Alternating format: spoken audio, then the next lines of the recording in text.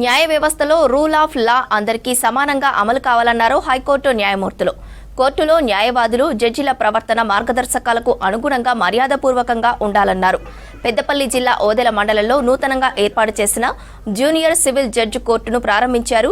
Justice K Lakshman, NV Shravan, Venugopal, Srinivas pending కేసుల పరిష్కారానికి అందరూ సహకరించాలన్నారు.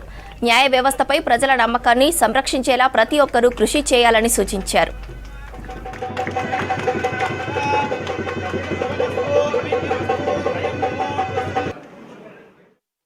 ఈజ్ రెస్పాన్సిబుల్ కాబట్టి అందరం కలెక్టివ్గా మనం ముందుకు వెళ్తేనే, కోఆపరేట్ చేస్తేనే పెండెన్సీ తగ్గుతుంది అనేది నా view.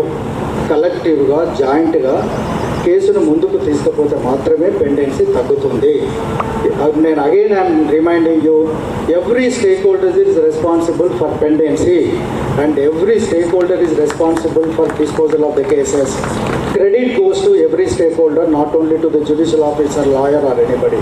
It goes to every stakeholder. Even credit goes to police officers, credit goes to government leaders, credit goes to public prosecutors, credit goes to other witnesses. So this is my request to all of you. Please cooperate with our officers so that they will dispose of cases at the early. So change is inevitable. మార్పు అనేది తప్పదు.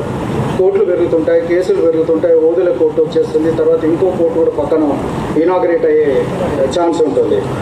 అయితే శ్రవణ్ కుమార్ గారు చెప్పినట్టు మనకు alternative dispute resolutions, తర్వాత mediation act వచ్చింది 2023.